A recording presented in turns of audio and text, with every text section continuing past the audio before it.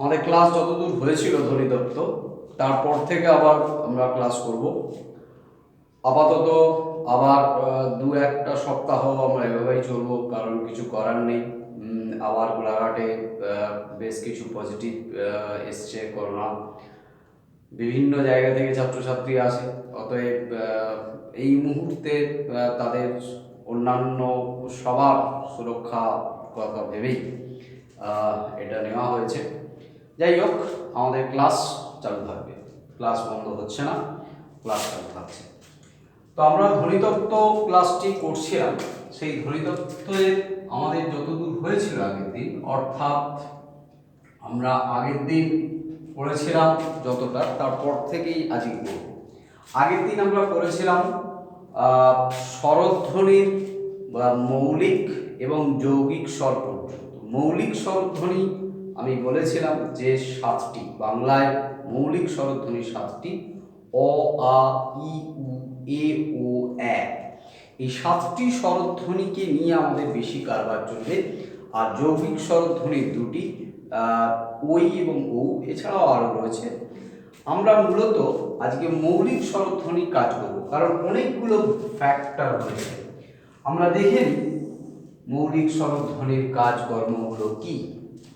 First, একদম তলা থেকে, অর্থাৎ আমাদের এই জায়গা থেকে, এটি হচ্ছে আমাদের সেন্ট্রাল পজিশন গলার, অর্থাৎ স্বরতন্ত্রীর সেন্ট্রাল পজিশন।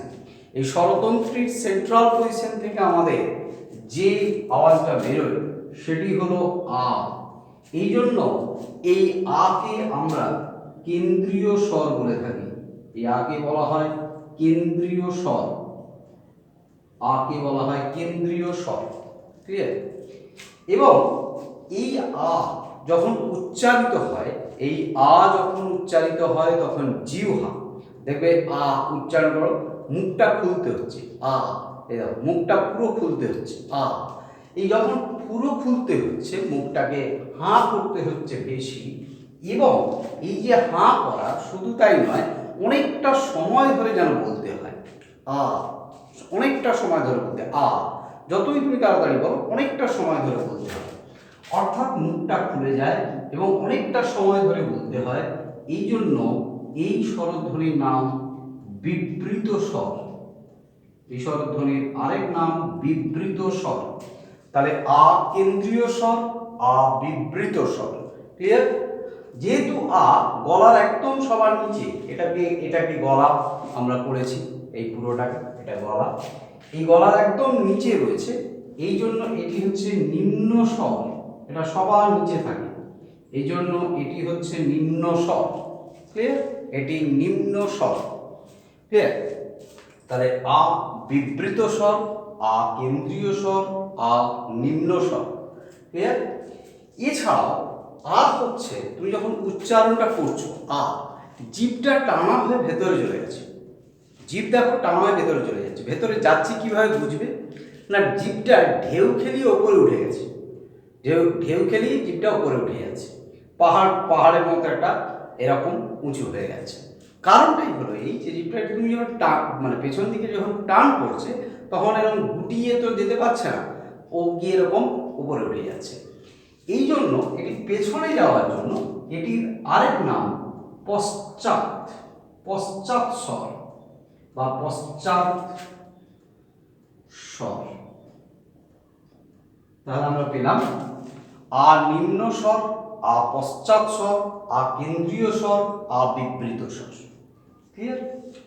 এইবার এর একটু উপরে, অর্থাৎ এই যে বললাম যে এই জায়গাটায় আমরা আ উচ্চারণ করে থাকি, ঠিক এর একটু উপরে অ, অ, এই জায়গাটা আওয়াজ হচ্ছে অ, এ, অ, এ, এই জায়গাটা আওয়াজ হচ্ছে।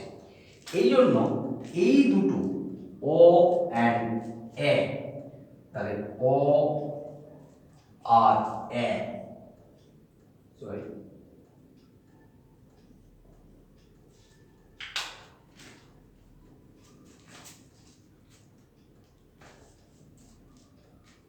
এ, অ আর এ, এই দুটো আমরা পাবো। এই অ আর এ, এই দুটো আমরা বলছি পুরো নিম্ন আ, কিন্তু তার একটু ওপরে, এই জন্য বলছি অর্ধ নিম্ন স্বর। অ অ্যান্ড এ, এই দুটো হচ্ছে অর্ধ নিম্ন স্বর। ঠিক আছে, পুরো নিম্ন নয়, কিছুটা নিম্ন, অর্ধ নিম্ন। এবারে অ, অ দেখো উচ্চারণ করলে, আ উচ্চারণ করলে পুরো মুখটা খুলছে, আ পুরো মুখ খুলছে। অ উচ্চারণ করলে কিন্তু পুরোটা খুলছে না, অ, অ কিছুটা রয়ে যাচ্ছে, আ পুরোটা, কিন্তু অ কিছুটা রয়ে যাচ্ছে। এই জন্য কিছুটা যেহেতু রয়ে যাচ্ছে, এই জন্য অর্ধ বিবৃত স্বর। খুলছে হাঁটা, কিন্তু কিছুটা রয়ে যাচ্ছে, কি খুলছে কিন্তু কিছুটা রয়ে যাচ্ছে, তাহলে অর্ধ বিবৃত স্বর। এ ক্লিয়ার। আর অ কি? অপশ্চাৎ না সম্মুখ করি। অ আ দেখো দুটোই জীব টানা ভেতরে চলে গেছে, তার মানে এটাও পশ্চাৎ, তাহলে পশ্চাৎ স্বর। ঠিক আছে, দেখো কি কি পেয়ে যাচ্ছি, একটা জিনিসের মধ্যে আমি পুরোটা দেখিয়ে দেবো। এবার আসি এ, এ অর্ধনিম্ন স্বর পেয়েছি, এর সঙ্গে কি পাচ্ছি, এ মুখটা উচ্চারণ, এ মুখ উচ্চারণ করলে দেখবে মুখটা বেঁকে চলে যাচ্ছে, মুখটা যেন বিকৃত হচ্ছে, খারাপ দেখতে লাগছে। ঠিক আছে, এই জন্য এই যে মুখটা বিকৃত হচ্ছে, খারাপ দেখতে লাগছে, এই জন্য একে বলা হয় বিকৃত স্বর।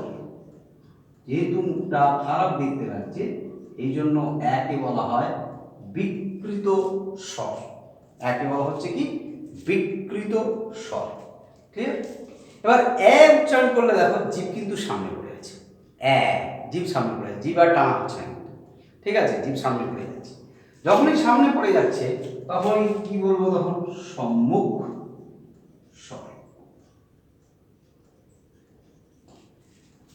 ক্লিয়ার, নামগুলো বেরিয়ে আসছে। নেক্সট আমরা একবারে উপরে চলে যাব, কারণ কি মাঝখানটায় দেখাতে হলে উপরটা আগে দেখব। কি উপরে কি দেখছি, একদম তুমি যদি উচ্চারণ করতে না চাও তারপরেও টুক করে উচ্চারণ করে দিতে পারো, এরকম মৌলিক স্বরগুলি ই উ। দেখো ই, আমি মানে একদম স্লো, ই উ আসছে, ই উ, দেখছে? তাহলে এই যে ই উ, এরা হচ্ছে একদম উপরে, ই আর উ একদম উপরে, তার মানে এরা হচ্ছে উচ্চ স্বর, উচ্চ স্বর ই আর উ। এবার আগে এটাকে দেখি, ই উচ্চারণ করো, ই।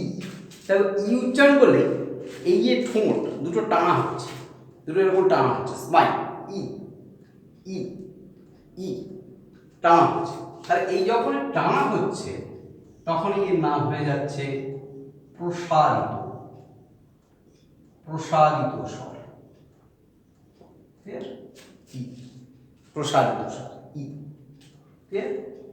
এবার তুমি যদি এই ই উচ্চারণ করবার সময় দেখো ই জিভটা কি হচ্ছে, হালকা উপর দিকে যাচ্ছে, ই হালকা কিন্তু উপরে উঠে ঢেউ খেয়ে গেছে, যেটা এর ক্ষেত্রে হয়নি, এ পুরো পড়ে গেছে, উ এর ক্ষেত্রে উ পুরো পড়ে গেছে, ঢেউ খেলি উপরে উঠছেই না, কিন্তু ই এর ক্ষেত্রে ই ঢেউ খেলি উপরে উঠছে, হালকা হলেও উঠছে। এই জন্য ইকে আমরা কি বলছি, ইকে আমরা বলছি পশ্চাৎ স্বর, পশ্চাৎ স্বর। ক্লিয়ার। আচ্ছা, নেক্সট ই।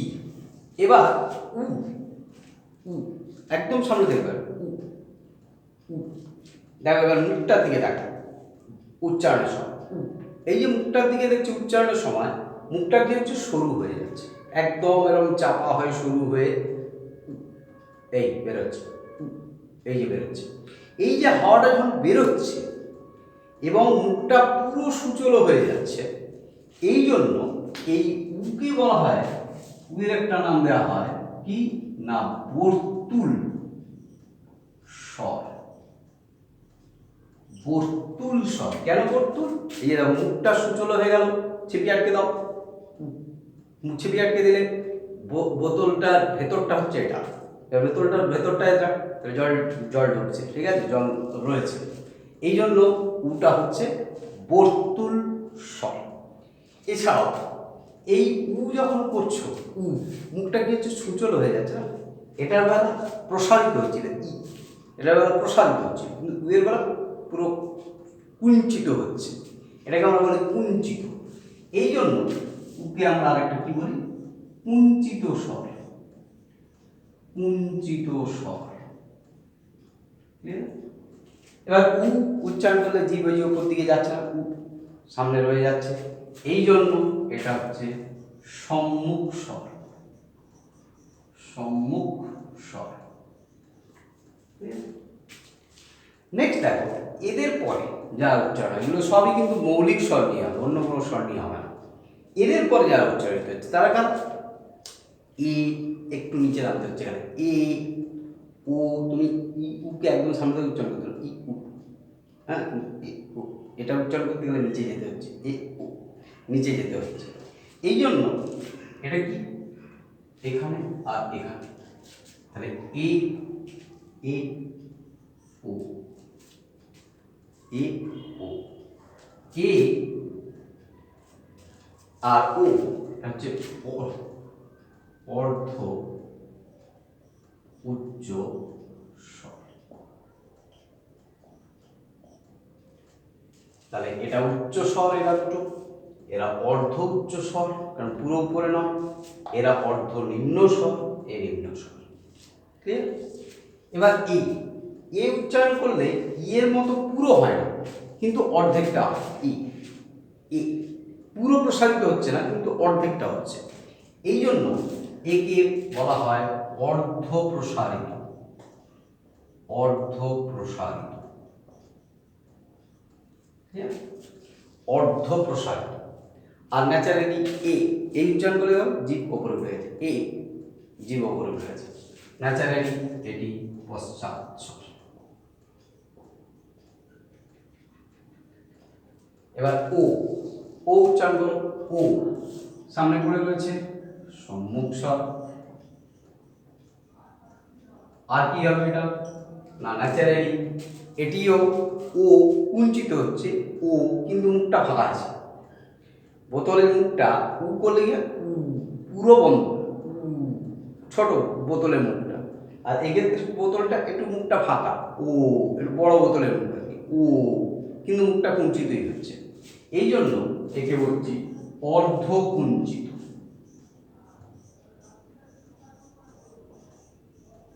অর্ধ কুঞ্চিত গোটা একটা ব্যাপার আমরা এই অঙ্কনের মধ্যে দিয়ে করে ফেলেছি। ই উ উচ্চ স্বর, এ ও অর্ধ উচ্চ স্বর, অ এ অর্ধ নিম্ন স্বর, আ নিম্ন স্বর, আতে পশ্চাৎ স্বর, কেন্দ্রীয় স্বর, বিবৃত স্বর। কেন বিবৃত স্বর? যেহেতু মুখটা পুরো খোলা হয়। অ অর্ধ বিবৃত স্বর এবং পশ্চাৎ স্বর। কেন অর্ধ বিবৃত? পুরোটা হয় না, অর্ধেকটা হয়। এ বিকৃত স্বর, কেন মুখটা ভেঙে ভেঙে চলে যায়, সম্মুখ স্বর, জিভ সামনে পড়ে থাকে। এ ও অর্ধ উচ্চ স্বর, পুরোটা মানে একদম সামনে থেকে উচ্চারণ করা যায় না, কিছুটা নিম্ন খাদে আসতে হয়, এই জন্য এ ও অর্ধ উচ্চ স্বর। এ পশ্চাৎ স্বর, কারণ জিভটা ঠেলে উপরে উঠছে, হালকা হলে উঠছে, এই জন্য পশ্চাৎ স্বর। এবং এর মতো এর কি বলে পুরো টানা হয় না, এই জন্য অর্ধ প্রসারিত। ও সম্মুখ স্বর এবং অর্ধ কুঞ্চিত। কেন বললাম? কারণ কুঞ্চিত হয় কিন্তু পুরো মুখ বন্ধ হয় না, কিন্তু উ এর ক্ষেত্রে পুরো মুখ বন্ধ হয়, এই জন্য উ কুঞ্চিত স্বর, এটি অর্ধ কুঞ্চিত স্বর। উকে আর একটা নাম দেওয়া হয়েছে বর্তুল স্বর, এবং এগুলি সব সম্মুখ স্বর, কারণ এদের ক্ষেত্রে জিভ পড়ে থাকে, উপর দিকে ওঠে না। তুলে নাও, আমি আবার নেক্সট এটা।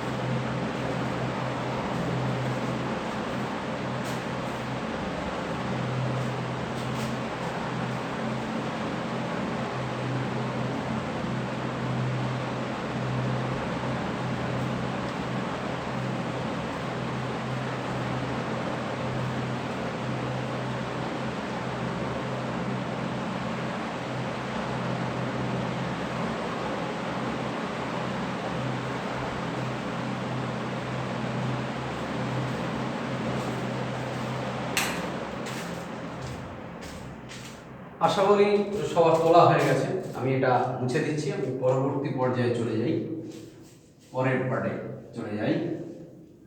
স্বরধ্বনিরই, এবার সমস্ত স্বরধ্বনিরই উচ্চারণ স্থান রয়েছে। আমরা প্রথম দিন আমি যখন বুঝিয়েছিলাম তখন আমি দেখিয়েছিলাম যে কোথায় কোনটা উচ্চারণ হয়, কোন জায়গাটায় কোনটি উচ্চারণের জায়গা, সেটা আমি দেখিয়েছিলাম। তো আজকে আমরা সেই উচ্চারণ স্থান এবং উচ্চারণ নাম এটা ঠিক করব। তাহলে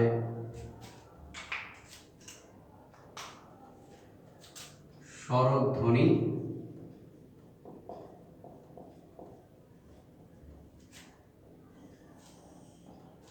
উচ্চারণ স্থান,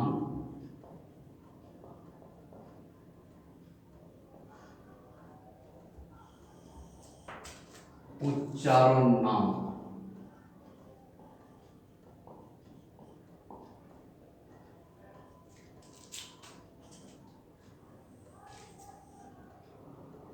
স্বরধ্বনি, উচ্চারণ স্থান, উচ্চারণ নাম। প্রথম হলো অ আ। অ আ উচ্চারণ করলে কণ্ঠ লাগে, অ আ কণ্ঠ লাগে। আর জিহ্বা যেখানে লাগানো রয়েছে, আমি আগেই বলেছিলাম যে জিহ্বা মূল, সেই জিহ্বা মূলটা কি করছে, ওপরের যে তুলতুলে নরম মাংসালো অংশটি আছে, অর্থাৎ স্থূল তালু, অর্থাৎ নরম তালু, সেই নরম তালুতে গিয়ে আঘাত করছে, তাই তো? এখানে তাহলে জিহ্বার কাজটা রয়েছে, কিন্তু মনে রাখতে হবে, আমি আগের দিনও বলেছিলাম যে জিহ্বা কিন্তু শ্রমজীবী, ও কাজ করে কিন্তু ওর নাম ও পায় না। ক্লিয়ার? কিন্তু স্থান, উচ্চারণ স্থানটা কি তাহলে? না, উচ্চারণ স্থান হলো কণ্ঠ এবং জিহ্বা মূল, কণ্ঠ এবং জিহ্বা মূল। আগেই বললাম যে জিহ্বা শ্রমজীবী, ওর নাম হয় না, অতএব নাম কে পায় না, কণ্ঠ স্বর।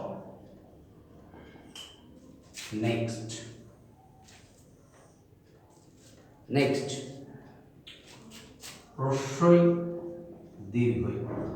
নর্মালি আমাদের উচ্চারণ হচ্ছে ই, ই, ই উচ্চারণ কর। জিভটা অর্থাৎ মধ্য জিহ্বা, ই মধ্য জিহ্বা উপরের টাকরায়, অর্থাৎ তালু যেটা বলি আমরা, কঠিন তালু। তাহলে মধ্য জিহ্বা কঠিন তালুতে গিয়ে আঘাত করছে, তাহলে তালু এবং মধ্য জিহ্বা। কিন্তু আবার মাথায় রাখতে হবে যে জিহ্বার কোনো নাম হবে না, তার মানে তালব্য স্বর।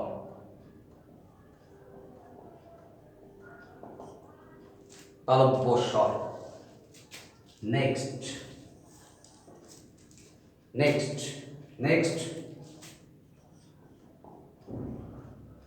কথাটা হ্রস্ব দীর্ঘ, কিন্তু উচ্চারণ হবে উ।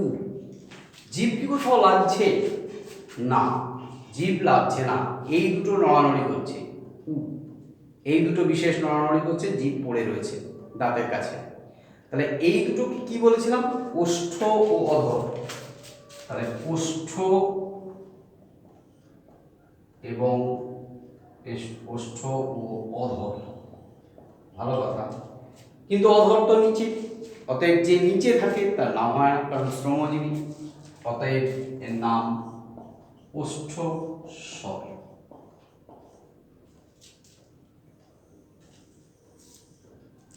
ক্লিয়ার? নেক্সট রি। উচ্চারণ করি রি, রি। জিভটা গিয়ে কোথায় লাগছে? জিভের গোড়াটা গিয়ে কোথায় লাগছে?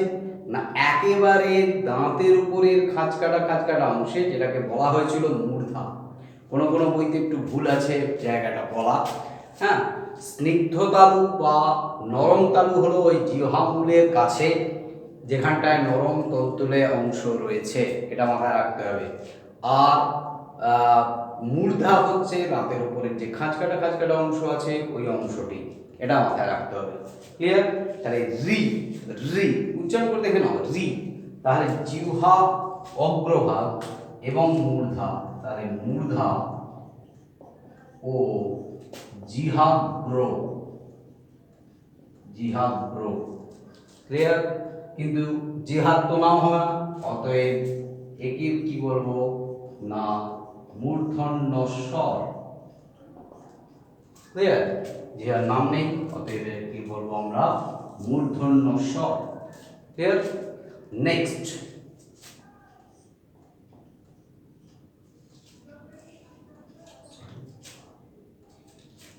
এ ওই, এ ওই, এটা কিন্তু আমরা শুধু মৌলিক স্বর নিয়ে আলোচনা করছি না, গোটা স্বরধ্বনি নিয়ে আলোচনা করছি। এ ওই, এ ওই কি হচ্ছে তাহলে আমরা দেখি একবার। এ, এইটা শুধু উচ্চারণ করো, এ কণ্ঠ থেকে বেরিয়ে আসছে, এসে জীব কি হচ্ছে তালুতে লাগছে আবার লাগছে না, এরকম একটা জায়গা। আওয়াজটা ধ্বনিবাহী বাতাসটা যখন বেরোচ্ছে, সাপোর্ট কি না জিভ ওপরের তালু। এই যে এটাকে যদি গ্রাফিক করে দেখাতাম তাহলে আমরা এরকম পেতাম, এই এরকম পেতাম। এ জিভ এরকম পড়ে আছে, জিভ এইভাবে এইভাবে পড়ে আছে ফ্ল্যাট হয়ে, ওপরে তালু, ঠিক আছে? তাহলে লাগছে। এবার ধ্বনিবাহী বাতাসটা কি হচ্ছে উপরে লাগছে নিচে, উপরে লাগছে নিচে, উপরে লাগছে নিচে, এইভাবে বেরিয়ে গেছে, এইভাবে কি বেরিয়ে যাবে। অতএব জায়গাটা কি হলো তাহলে না এই ওই কণ্ঠ তো লাগবেই, কণ্ঠ ছাড়া এই কোনো জায়গা নেই। এখানে আর জীবকে টানা হলো না, কেন? ও তো পড়ে আছে শুধু, ওর কাজ খুব একটা নেই। অতএব এখানে কাকে টানা হলো? তালু, যেহেতু গণ্যমান্য রূপ, জিয়া তো শ্রমই, ওই জন্য ওদের নাম নেই। কিন্তু এরা দুজনেই আছে, তাহলে কি হবে না দুজন পার্টনার, দুজনেরই নাম দিতে হবে। তখন বললো যে দুজনেরই নাম দাও, কণ্ঠ তালব্য স্বর। দুজনেরই নাম দিলাম কণ্ঠ তালব্য স্বর। নেক্সট আমরা পাবো উ, ও কণ্ঠ, দেখো কাজে লাগবে, ও ও ও ও কণ্ঠ আসছে, তাহলে কণ্ঠ। আরেকটা পাবে কি দেখো, ও ও, এই যে দুটো বাইরের দুটো ওষ্ঠ আর অধ, এই দুটো কাজে লাগছে, তাহলে এই ওষ্ঠ আর অধ কাজে লাগছে। অতএব এখানে আমরা কাকে নেবো তাহলে? ওষ্ঠকে নেব, তার কারণ অধর নিচে থাকে। অতএব কি হবে না এর নামেও এরা দুজনেই থাকতে হবে, কারণ দুজনেই পার্টনার। এর নাম কণ্ঠস্থ স্বর, এর নাম তাহলে ওই জন্য কণ্ঠস্থ স্বর। তাহলে আমরা উচ্চারণ স্থান এবং নাম এই ধরনের স্বরধ্বনি পেয়ে গেলাম। অ আ কণ্ঠ এবং জিহ্বামূল, উচ্চারণ নাম কণ্ঠস্বর। হ্রস্বই দীর্ঘই উচ্চারণ স্থান তালু এবং মধ্য জিহ্বা, নাম তালব্য স্বর। হ্রস্ব দীর্ঘ উচ্চারণ স্থান ওষ্ঠ ও অধর, নাম ওষ্ঠস্বর। রি উচ্চারণ স্থান মূর্ধা ও জিহ্বাগ্র, উচ্চারণ নাম মূর্ধন্য স্বর। এ ওই কণ্ঠ ও তালু, উচ্চারণ নাম কণ্ঠ তালব্য স্বর। ও ও উচ্চারণ স্থান কণ্ঠ ও ওষ্ঠ, উচ্চারণ নাম কণ্ঠস্থ স্বর। ক্লিয়ার? তাহলে আমরা পুরো স্বরধ্বনিটা কিন্তু পেয়ে গেলাম। আগের দিন আমরা কিছুটা করেছিলাম স্বরধ্বনির, আজকে আমরা কিছুটা করলাম, করে পুরো স্বরধ্বনিটা আমরা কমপ্লিট করলাম। ক্লিয়ার? আরেকটা কথা বলি যে এইভাবে ক্লাস করানোর যে একটা ব্যাপার, সেটা অন্য আর কোনো পদ্ধতিতে যদি হয় সেটা আমাকে রেডি করে ভিডিও করে আমাকে দেখাও, যে এতজন স্টুডেন্টকে করানো যায়। কতজন জানো তো? 100 জন, কিন্তু 100 জনের বেশি। অতএব যদি সেটা করা যায় তাহলে আমাকে একটা ভিডিও করে দেখাও, যে আমাকে পাঠিয়ে দাও যে স্যার এইভাবে করা যাচ্ছে, আমি চেষ্টা করব যদি করতে পারি। হ্যাঁ, তাহলে সেটা আমাকে দেখিয়ে দাও যে স্যার এইভাবে করা যাচ্ছে, আমি করব, আমি চেষ্টা করবো। তাহলে কি হবে, অনলাইন ক্লাস করা যাবে, টাইম টু টাইম ক্লাসটা করা যাবে, এটা একটা ব্যাপার। ক্লিয়ার?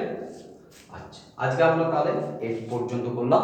নেক্সট ক্লাস আমাদের হবে শনিবার। কিন্তু শনিবার একটা কথা বলি, তোমরা শনিবার একটা এক্সট্রা ক্লাস পাবে ফেসবুকে, একটু নজর রাখবে। রাইন সম্মিলনী ক্লাব বা স্বেচ্ছাসেবী সংস্থা রয়েছে, এনারা প্রতি সপ্তাহে রবিবার বাদ দিয়ে প্রায় প্রতিদিনই কোনো না কোনো শিক্ষকের দ্বারা কোনো না কোনো একটা ক্লাস তারা দিচ্ছেন ফেসবুক লাইভে। আমি ফেসবুক লাইভ আসছি রাইন সম্মিলনী থেকে শনিবার সকাল 10টা, শনিবার সকাল 10টায় রাইন সম্মিলনী থেকে আসছি।